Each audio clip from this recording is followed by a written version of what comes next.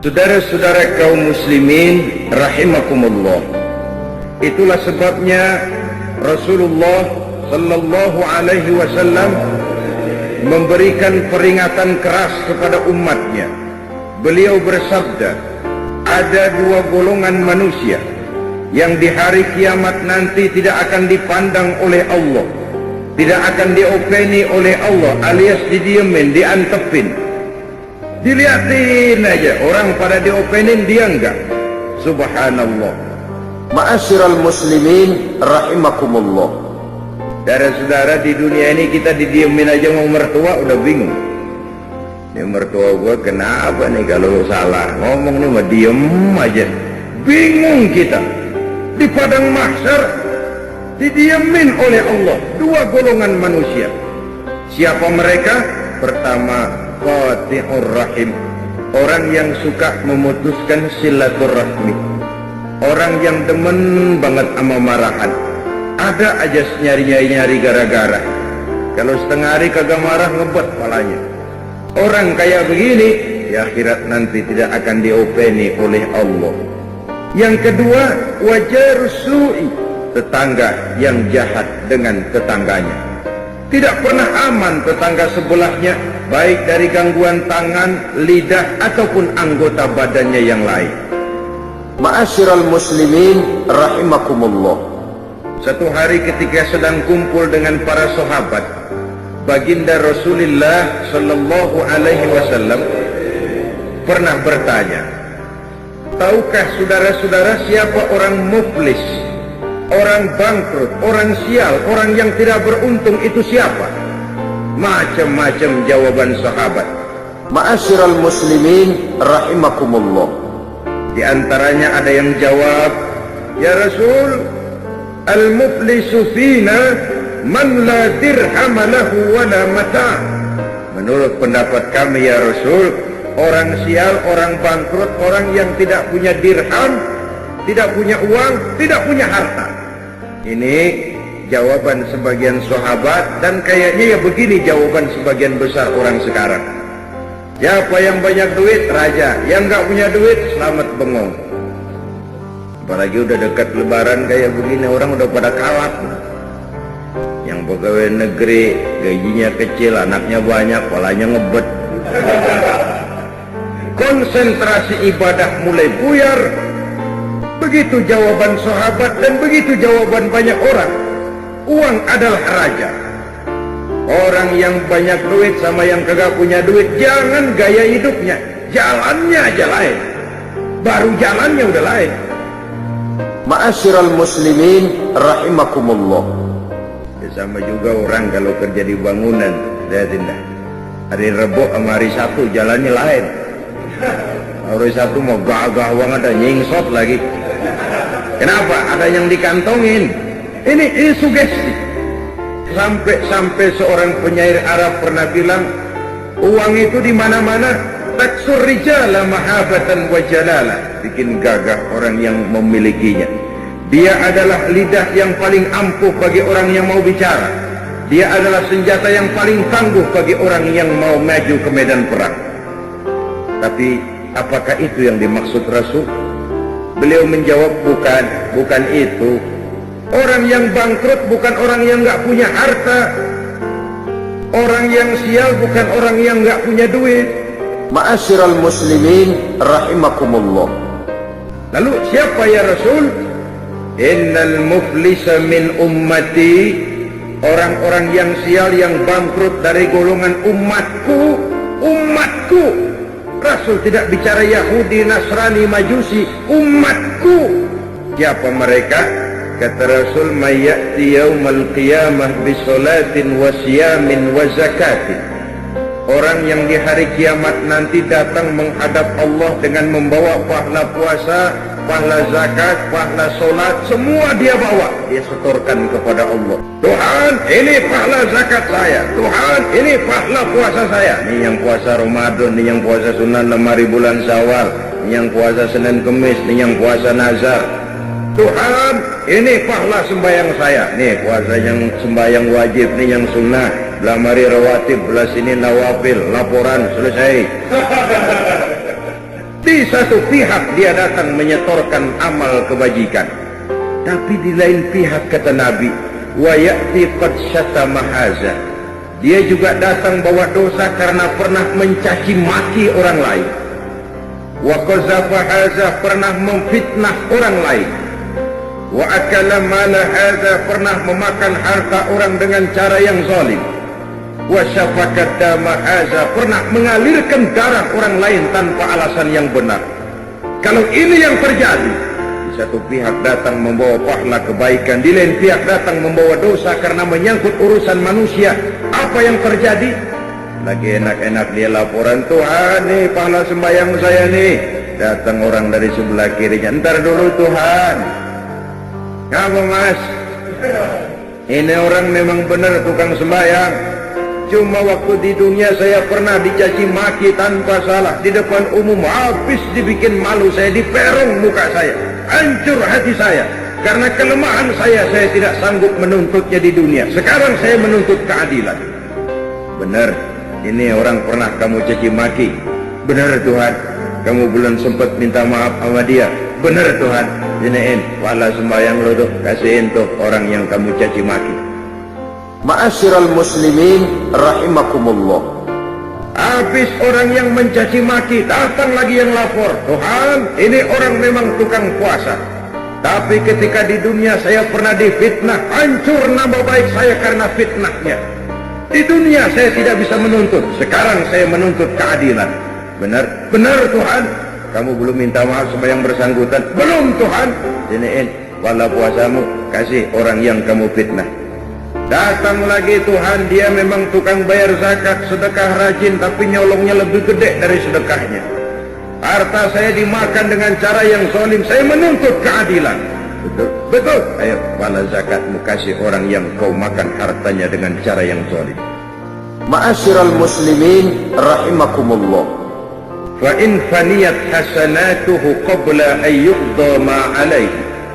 Jikalau kebaikannya sudah habis dituntut, sedangkan dosa belum tertutup, tagihan datang terus. Ibarat orang dagang, modal bures, tagihan utang bejibun, kan ngebet palak, bangkrut. Apa yang terjadi? Dosa orang yang kita fitnah, kita caci maki, kita makan hartanya dengan zalim, diambil, diberikan kepada kita. Apa enggak bangkrut? Sudah pahala dipretelin, dosa dibagiin. Kenapa bisa terjadi begini? Orang ini cuma baik hubungannya kepada Allah, tapi tidak baik hubungannya kepada sesama manusia. Hablum minallahnya hebat, tapi hablum minan nasnya acak-acakan. Akhirnya dia jadi bangkrut di padang mahsyar dan di akhirat nanti. Oleh karena itu agama mengajarkan dan menuntut keseimbangan, baik hubungan kita kepada Allah dan baik juga hubungan kita kepada sesama manusia. Ma'asyiral muslimin rahimakumullah. Untuk itu Rasulullah sallallahu alaihi wasallam pernah mengajarkan ada 3 sifat utama yang merupakan nilai lebih dari kehidupan seorang muslim, yaitu ini 3 nilai utama yang mencerminkan kelebihan jiwa seorang muslim daripada lainnya. Pertama, an tu'tiya man haramaka, memberikan sesuatu kepada orang yang pelit kepadamu. Ada orang kita tahu banget, pelit banget sama kita, dari luar negeri pelitnya, 17 setan, apanya aja susah, pelitnya luar biasa. Kalau mau banda orang rakus banget, tapi kalau dia sendiri buat keluar udah buntut gasiran bener, sedikit pun nggak mau keluar. Kita tahu ini orang bakhil, pelit, kikir, medit, koret, buntut gasiran. Tapi kepada orang seperti itu kita bisa berbuat baik. Malam takbiran bawain ketupat, kan dia bingung. Ini orang gue pelit banget, gue dibawain ketupat. Dia bingung, salah tingkah. Tapi di situ nilai plus. Kalau kita sedekah kepada orang yang memang juga suka memberi kepada kita, itu wajar, itu harusnya, itu idealnya. Tapi bisa bermurah tangan kepada orang yang nyata-nyata pelit, nah itu yang nilai plus, itu yang luar biasa. Ma'asyiral muslimin rahimakumullah. Kalau kita kan yang enak seri, lo gampar dah, gue tabok. Pas itu harga bandrol. Dan itu juga tidak tertutup peluang begitu, sebab Quran mengajarkan balasan satu kejahatan adalah kejahatan yang seimbang. Tapi ayat ini masih bersambung. Faman afa, barang siapa yang memberi maaf, wa aslaha, dan mencari jalan damai, wa ajruhu 'ala Allah, itu yang terbaik dan itu yang akan mendapat pahala dari Allah. Memberikan kepada orang yang bakhil. Yang kedua, bersilaturahmi dengan orang yang memutuskan hubungan denganmu. Wah, ini kan susah banget ini. Orang marah sama kita, kita mau biasa aja, tetap datang, tetap silaturahmi. Karena itu Nabi mengajarkan dua orang muslim apabila bertemu, yang terbaik adalah yang lebih dulu memberi salam. Biar dia mudaan, asal lebih dulu memberi salam, itu yang lebih baik ketimbang yang tua. Ma'asyiral muslimin rahimakumullah. Kita kan kadang-kadang sok gengsi, pengen tahu lu salam ke gani, kalau lu diem gua antepin aja dah. Bukan begitu yang diajarkan Nabi. Wa khairuhum allazi yabda'u bisalam. Apabila dua orang muslim bertemu, yang terbaik di antara keduanya yang lebih dahulu memberi salam. Bersilaturahmi dengan orang yang memutuskan hubungan dengan kita. Nyata-nyata dia marahin kita, dia benci kita, dia keselin kita, kita menganggap nggak ada apa-apa deh. Lagian kalau orang keselin kita, kita pikirin ampun. Ya Allah, gua digituin, gua diginiin, bengek dah, mati aja dah. Lebih baik kita anggap nggak apa-apa. Hidup seakan-akan nggak punya musuh, itu memang berat. Walaupun nyata sekali banyak orang yang memusuhi kita tanpa alasan yang benar, tapi disitulah kelapangan jiwa itu, keluasan hidup ini. Hidup akan lebih banyak bergantung kepada bagaimana cara kita mengatasinya kok. Satu persoalan yang kecil kalau kita anggap dia besar, kita gede-gedein, lah jadi gede. Tapi satu persoalan yang besar kalau kita hadapi dengan tenang, tegar, insya Allah tidak akan membawa dampak yang tidak kita inginkan. Hidup akan banyak bergantung kepada cara bagaimana kita mengatasinya. Bersilaturahmi dengan orang yang nyata-nyata marah sama kita.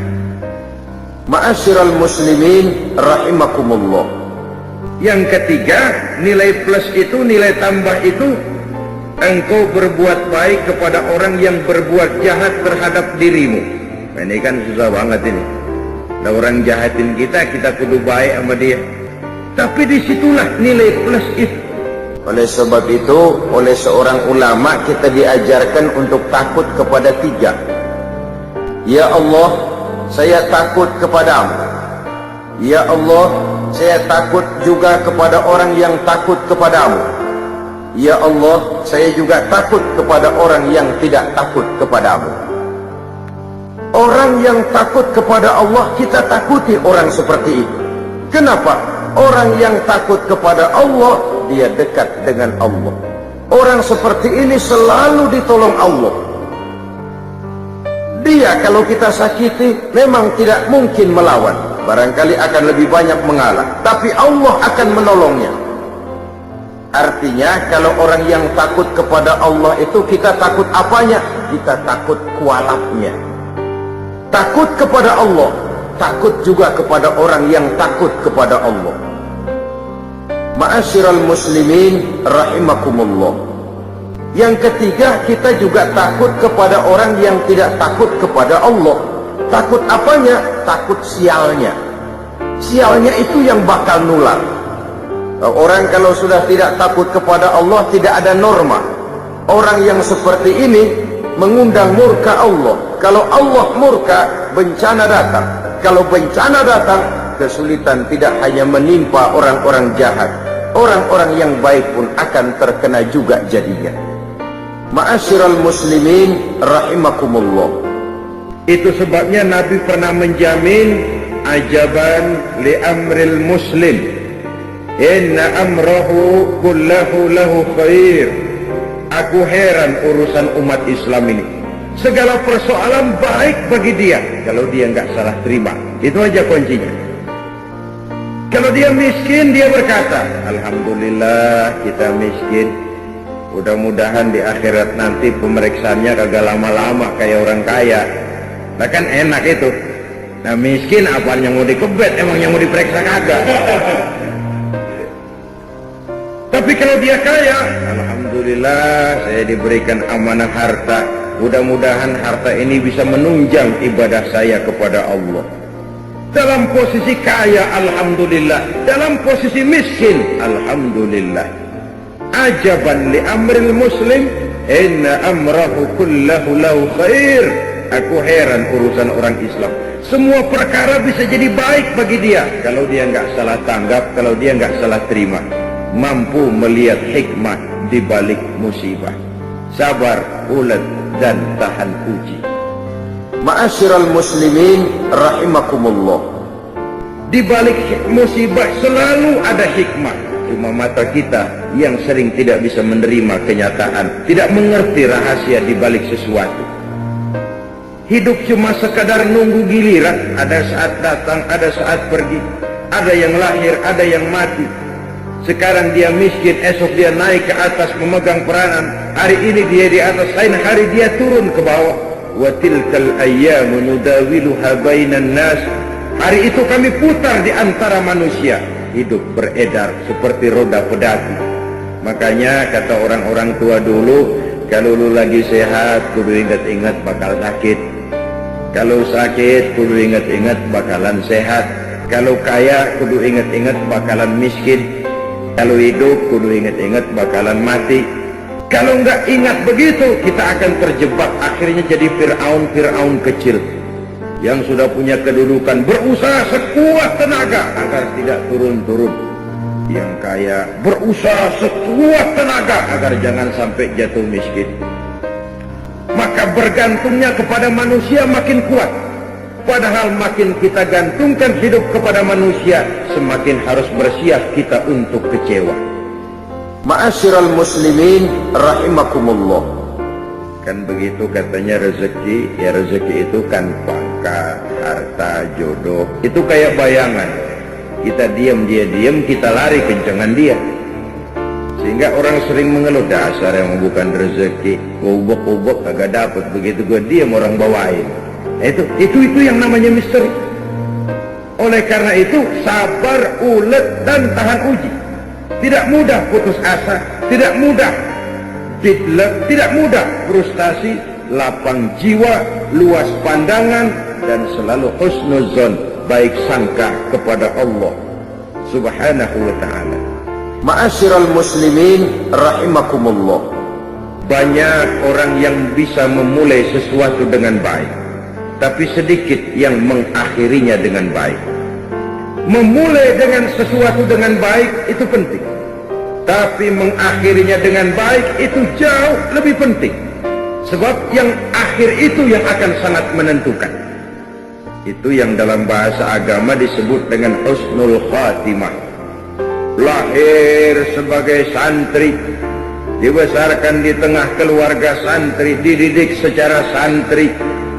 Begitu remaja merantau ke kota besar, kena angin kota besar celeng, tenggelam di lembah maksiat, noda dan dosa, mabuk tiap malam, zina, hobi, judi, nggak karu-karuan. Dikala itu ajal datang merenggut nyawa. Itu yang disebut su'ul khatimah, jelek pada akhirnya. Sebaliknya tidak mustahil ada bajingan lahir di tengah keluarga buajing, dididik dan dibesarkan secara bajingan, masa remajanya nggak karu-karuan, masa mudanya habis di tempat kelabu. Tapi suatu saat hidayah datang, dia taubat dengan sebenar-benarnya, berurai air matanya dikala sujud menghadap Allah, disesalinya segala dosa dan perbuatannya yang telah lalu. Dia berjanji tidak akan mengulangi lagi. Dikala kondisi seperti itu, ajal datang merenggut nyawa, ia mendapat husnul khatimah, baik pada akhirnya. Ma'asyiral muslimin rahimakumullah. Kita sering terjebak kepada rutinitas ritual. Solat kita tidak mewarnai gerak hidup kita antara solat ke solat. Apa yang kita kerjakan antara subuh dengan zuhur tidak diwarnai oleh subuh kita. Haji tidak menyebabkan wawasan kita makin bertambah. 4-5 kali mondar-mandir Jakarta Mekah pergi haji, tapi piciknya tetap macam katak di bawah tempurung. Wawasannya tidak lalu terbuka walaupun dia sudah melihat Islam dalam skala yang makro. Zakat yang dia keluarkan bahkan merasa bahwa dia lebih hebat dari orang yang menerima, padahal belum tentu. Kita mengeluarkan zakat hakikatnya hanya melaksanakan satu ibadah. Tidak berarti bahwa yang mengeluarkan zakat merasa diri lebih hebat dari yang menerima. Tidak berarti begitu. Ma'asyiral muslimin rahimakumullah. Apa gunanya mulanya doang pahlawan, belakangannya jadi maling? Lebih baik maling duluan tapi belakangan diakui sebagai pahlawan, kayak Robin Hood. Teman yang dirampok penjajah kaya, tuh harta dibalikin kepada orang miskin. Oleh penjajah dia diisukan sebagai perampok, tapi oleh rakyat dia dianggap sebagai pahlawan. Mendingan dianggap maling baru kemudian jadi ternyata pahlawan, ketimbang disanjung sebagai pahlawan besar, pemimpin besar, ternyata belakangan maling besar.